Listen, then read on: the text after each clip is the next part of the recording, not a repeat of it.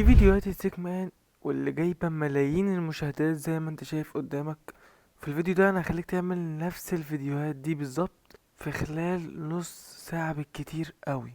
طبعا فيديوهات زي دي قبل الذكاء الاصطناعي كانت بتاخد باليومين والتلاتة وساعات بتوصل لأسبوع كمان، ولكن مع الذكاء الاصطناعي انا هخليك تعمل الفيديوهات دي في خلال نص ساعة بالكتير وبطريقة مجانية 100%. كل اللي عليك بس انت هتتبع الخطوات اللي انا هقولك عليها بالظبط.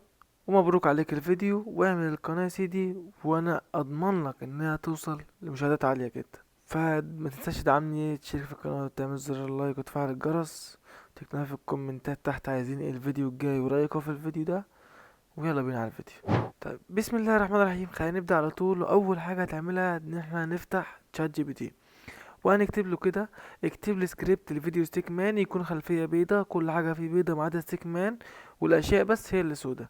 سكريبت فيديو يكون مضحك كوميدي ترند، ويكون قصير بالكتير 30 ثانيه، ولكل مشهد اكتب برومت لتوليد صوره وبرومت للتحريك، وهنبعتها له. هيبدأ زي ما احنا شايفين كده يولد لنا سكريبت عبارة عن وصف بيوصف لك ايه اللي هيحصل في المشهد، وبعدها بيوصف لك الحوار اللي انت هتقوله، وبعدها بيكتب لك برومت تعمل بيه صورة وبرومت تعمل بيه انيميشن للصورة او تحريك للصورة.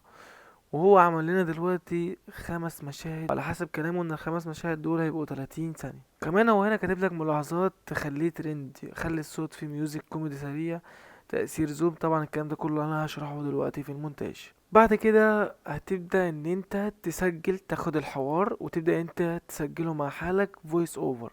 سيبك من الوصف ده مالكش دعوه بيه، انت هتجيب الحوار اللي هو مثلا هنا: خلاص من النهارده دايت، هبدأ جيم كمان، ايه الريحة دي والكلام ده كله. الحوار بس هو اللي انت هتاخده تعمل له فويس اوفر. بعدها كل مشهد هنبدأ ناخد برومت الصورة بتاعه زي ما احنا شايفين كده، هناخده كوبي. بعدها في عندنا حلين انت وتفضيلك. اول حل معانا هو ايمج اف اكس موقع ممتاز وانا بفضله كتير جدا، ولكن هو مشكلته ان هو بيحتاج يشتغل في في ان. فانت هتخش هنا على جوجل في السيرش وتكتب في بي ان بس. ده كل اللي انت هتعمله لو انت بتستخدم جوجل كروم من على الكمبيوتر، انما لو من على الموبايل فتحمل تطبيق في بي ان. هتخش هنا على الكروم ويب ستور، ما تحملش تطبيق، خليك زي ما انت، وتعمل مثلا اضافه لده او اي حاجه تاني. انا مثلا عندي هنا الفي بي ان بتاعي، فهدوس عليه كده سيت اب في بي ان واقول له ستارت كونكشن. هيبدا ان هو يظهر لي. ممكن تحمل انت الفي بي ان ده اسمه سيت اب في بي ان لايف تايم فري في بي ان. هيبدا ان هو يجي لي اكستنشن سكسسفول انستولد. هدوس له نيكست نيكست، وبعد كده يطلب منك تسجل. طبعا تدوس له كونتينيو، هيكون شيل او شيل، حط الاتنين ويلا دوس كونتينيو. بعد كده بتكتب هنا الرمز. بعدها بنختار الدولة، احنا نختار يونايتد ستيتس، ممكن تختار جيرماني او يونايتد كينجدوم، الاتنين هيشتغلوا معاك، بس انا بفضل يونايتد ستيتس اللي هي امريكا. هيجي يقولك هنا successfully connected. تمام تمام، هنقفله ونرجع على image fx ونعمل ريفرش. طيب لو عملت ريفرش وجاب لك المشكلة دي هتعمل ايه؟ لان المشكلة دي بتحصل مع ناس كتير جدا.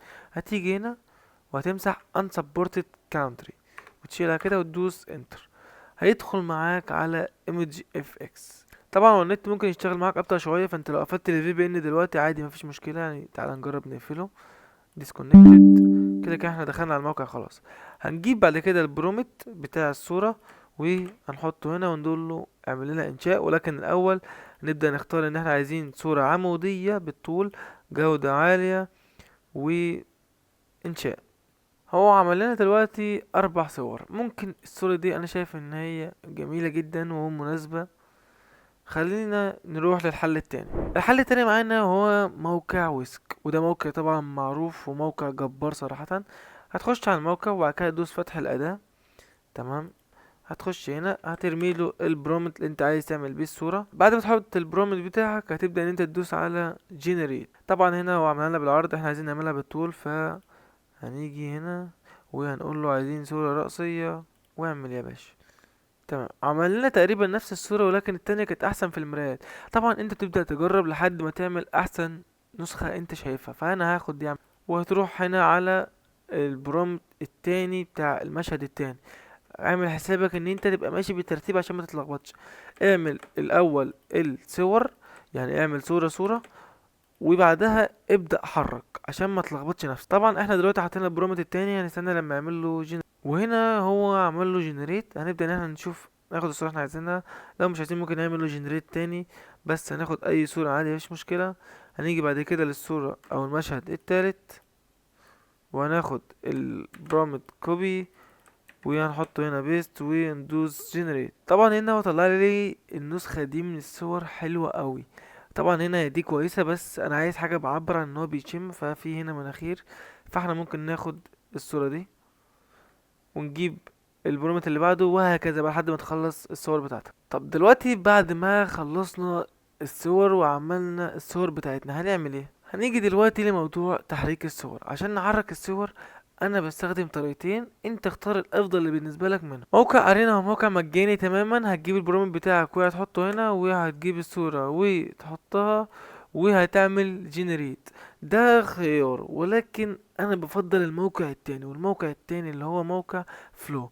موقع فلو صراحة موقع ممتاز جدا جدا جدا، ولكن مشكلة الموقع ده في ان هو بيحتاج اشتراك جيميناي برو او جوجل برو. فلو انت معاك جوجل برو تخش تتعامل الموقع عادي. وان شاء الله الفيديو الجاي هيبقى عن ازاي تجيب اشتراك البرو على جوجل. لو عايزين الفيديو بتاع البرو اكتبوا لنا تحت في الكومنتات، ولو لقيت فيه اقبال شديد على الفيديو هعمله ان شاء الله. المهم هنخش هنا على كرييت ويز فلو. وخلي بالك رغم ان انا برو، ولكن برضو ما بيديكش ان انت تشتغل براحتك. يعني بص هنا هو بيديك كريدتس معينة، 1000 كريدتس كل شهر. هنيجي هنا نقول له مشروع جديد. هيبدأ ان هو يدخلك تعمل مشروع. هنضيف له هنا البرومت اللي احنا عايزينه، وهنيجي هنا وهندوس تحميل صورة، ونرفع الصورة بتاعتنا. ونيجي هنا نقول له احنا عايزينها، والله احنا عايزينها عمودي، فهنقول له 9 إلى 16. عايزينها فيديو 9 إلى 16 إطارات. تمام. هنقول له عايزين مثلا فيديوين، اعملها لنا يا عم بالفيديو 3 فاست.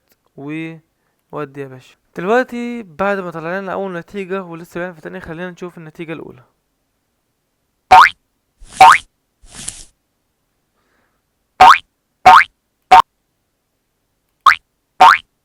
طبعا زي ما احنا شايفين النتيجة ممتازة جدا جدا، خصوصا انه عامل لك ساوند افكت معاها بالمرة. لو سمعت تاني، احنا لو خدنا اول سنتين دول فهم ممتازين جدا جدا. تاخد اول سنتين دول، بعدها لو عملت فريز وقلت الفويس اوفر هيبقى ممتاز جدا، من غير ما ترسم، من غير ما تعمل اي حاجة حرفيا.